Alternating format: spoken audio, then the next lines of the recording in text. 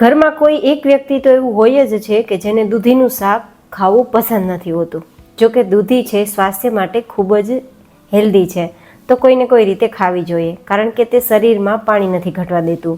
તો આજ તમારી સાથે જે રેસીપી શેર થશે ને, તે એક તો ફટાફટ બનશે, ઓછા તેલ મસાલામાં, અને એટલી સ્વાદિષ્ટ કે જે લોકો દૂધી ખાવાની ના પાડે છે ને, તે પણ આંગળા ચાટતા રહી જશે. અને ખાસ વાત તો એ છે કે આ શાકની સાથે કદાચ તમારે રોટલી, ભાત, ખીચડી આવું કાંઈ ના ખાવું હોય ને, તો માત્ર આ શાકથી પણ તમને પેટ ભરી શકશો. તો ચલો આજનો વિડીયો શરૂ કરીએ. તો જેમના માટે 1 નંગ જેટલી દૂધી લેશું, જે લગભગ 250 ગ્રામ જેટલી છે. તેની છાલ કાઢી અને ઉપરનો સફેદ ભાગ જે બીજવાળો હોય તે હટાવી દેવાનો, અને પછી રફલી ચોપિંગ કરી લેવાનું છે. તમારે અહીંયા સીધી દૂધીને છાલ કાઢીને ખમણવી હોય તો પણ ખમણી શકો છો. એક વાતનું ધ્યાન રાખવાનું, દૂધી ઘણીવાર કડવી હોય છે, તો દૂધીને એકવાર ચાખી લેવી. જો કડવી ના હોય તો જ ઉપયોગમાં લેવી, જેથી તમને કોઈ બીજા નુકસાન ના થાય. હવે આપણે અહીંયા જે મોટા મોટા ટુકડા કર્યા છે ને દૂધીના, તેને ચોપરમાં લઈ લેશું અને તેને નાનું નાનું ચોપ કરી લેશું. હું અહીંયા ચોપરનો ઉપયોગ કરું છું. હું અગેન તમને કહી રહી છું કે તમે ખમણીની મદદથી ખમણી પણ શકો છો, અને થોડું નાનું નાનું સમારવું હોય તો પણ સમારી શકો છો. આ રીતે એકદમ સરસ ચોપ થઈ ગયું છે. મતલબ જેવી રીતે ખમણીએ ને કેમ એકદમ નાનું છીણ હોય તેવું નાનું છીણ જેવું તૈયાર થયું છે. તો તેને એક્સ્ટ્રા વાસણમાં લઈ લેશું અને આ દૂધીને અત્યારે આપણે સાઈડમાં રાખી દઈશું. હવે આપણે આપણા શાકને વધારે ટેસ્ટી બનાવવા માટે અને સાથે હેલ્ધી બનાવવા માટે બીજી સામગ્રીનો ઉપયોગ કરશું, જેમાં 2 નંગ જેટલી ડુંગળી, સાથે 2 નંગ જેટલા મરચાં, થોડો આદુનો ટુકડો અને 2 નંગ જેટલા ટમેટાં, જેના આપણે ટુકડા કરી લેશું. અહીંયા તમે જો ડુંગળી ખાવાનું પસંદ ના કરતા હોય તો સ્કીપ કરી શકો છો, માત્ર આદુ, મરચાં અને ટમેટાની ગ્રેવી તૈયાર કરી શકો છો. હવે તેને પણ આપણે ચોપરમાં લઈ લેશું, જેથી નાનું નાનું ચોપ થઈ જાય. તમે અહીંયા મિક્સર જારમાં ગ્રેવી પણ બનાવી શકો છો અને ખમણીની મદદથી બધી જ વસ્તુઓને ખમણી શકો છો, અથવા તો નાનું નાનું સમારી શકો છો.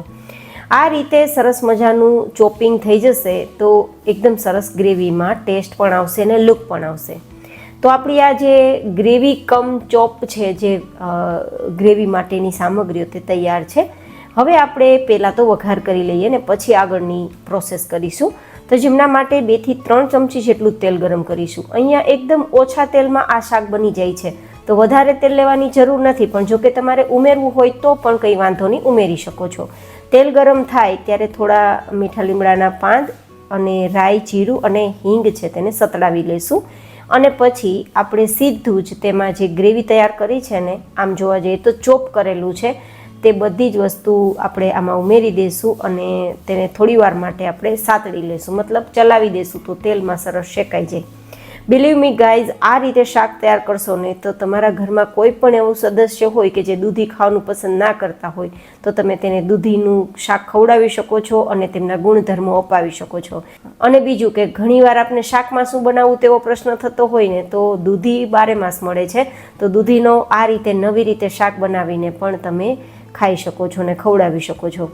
હવે આપણે અહીંયા માત્ર ગ્રેવી પૂરતું નમક, હળદર પાવડર, લાલ મરચું પાવડર અને ધાણા જીરું પાવડર લેશું. અને ખટાશને મેન્ટેન કરવા 1 ચમચી ગોળ લેશું. ગોળ છે તે સ્વાસ્થ્ય માટે ગુણકારી છે, તો અહીંયા ખાંડ સાકરની જગ્યાએ ગોળ છે તે મેં લીધો છે. હવે આ બધી જ સામગ્રીઓને બરાબર રીતે ચલાવી દઈશું અને ગેસની ફ્લેમ એકદમ ધીમી રાખી દઈશું. અને ધીમા ગેસની ફ્લેમ પર ઢાંકીને માત્ર 1-8 મિનિટ માટે થવા દઈશું, તો આ ગ્રેવીનો કાચો ટેસ્ટ નીકળી જશે.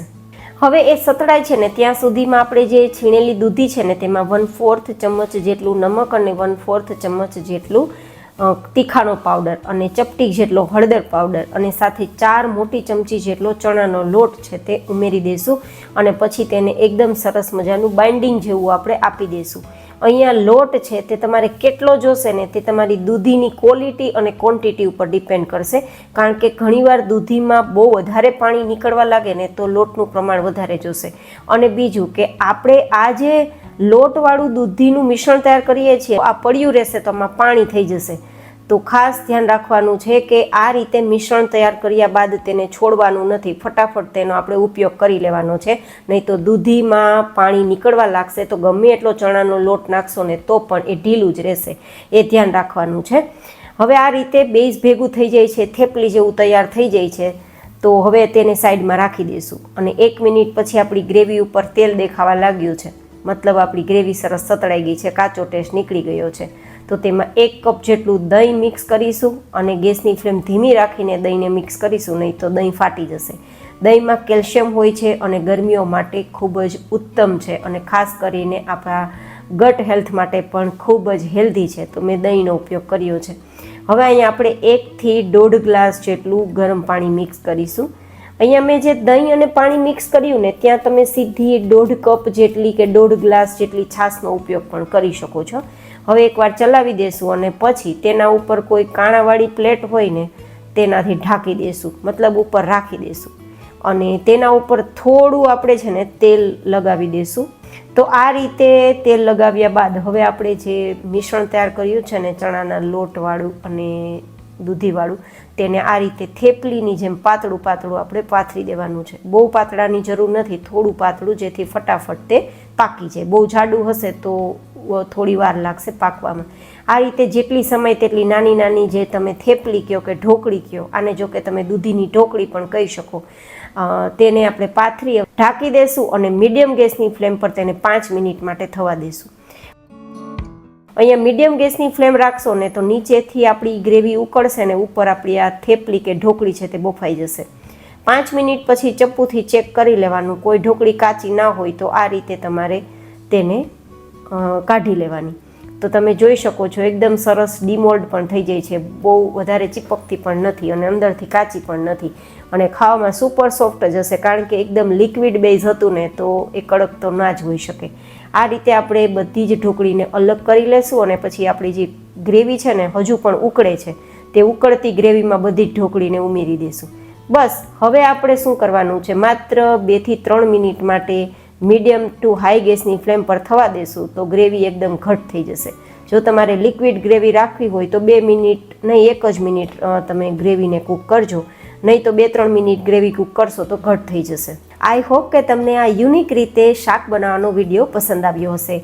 વિડીયો પસંદ આવ્યો હોય તો વિડીયોને લાઇક કરજો, ચેનલને સબસ્ક્રાઇબ કરજો. તો મેં લગભગ 2-3 મિનિટ માટે ઢાંકીને મીડિયમ ગેસની ફ્લેમ પર ગ્રેવીને ઉકાળીને તો એકદમ સરસ મજાનું ઢાબા સ્ટાઇલ જે પંજાબી લુક સાથેનું શાક હોય ને તેવું તૈયાર થયું છે. તો લાસ્ટમાં ધાણા સ્પ્રિંકલ કરી એન્ડ ધેન સર્વ કરીશું. આનો લુક એવો જ આવે છે ને ગાઈઝ કે પનીરના ટુકડા હોય. મને તમે કોમેન્ટમાં જરૂર બતાવજો. એન્ડ ટેસ્ટ એટલો સરસ આવે છે કે તમે વારંવાર આ શાક ખાવાનું પસંદ કરશો. ખાસ વાત તો એ છે કે આ શાકમાં જે ચણાના લોટ અને દૂધીથી બનેલી ઢોકળી છે ને તેના કારણે તમારું પેટ ભરાઈ જશે, જેથી ખીચડી, ભાત, રોટલી, રોટલાની તો જરૂર બિલકુલ નહીં પડે. ફરી મળીશું નેક્સ્ટ રેસીપીમાં. ત્યાં સુધી stay healthy and stay happy.